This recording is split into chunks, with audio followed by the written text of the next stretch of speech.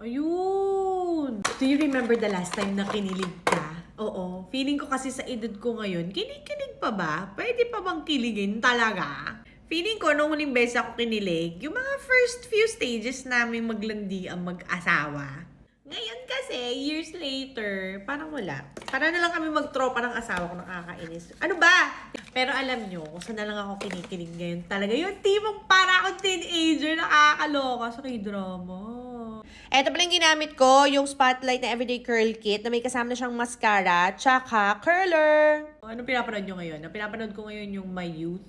Si Son Joong Ki, kahit naiinis ako sa kanya personally, hanggang ngayon hindi ko siya mapatawad. Pero nakakakikinig ka! Iba talaga effect kapag may lashes ka, no? Kahit wala masyadong makeup. Kaso, ang naiinis ako, paano ba to? Tweezer!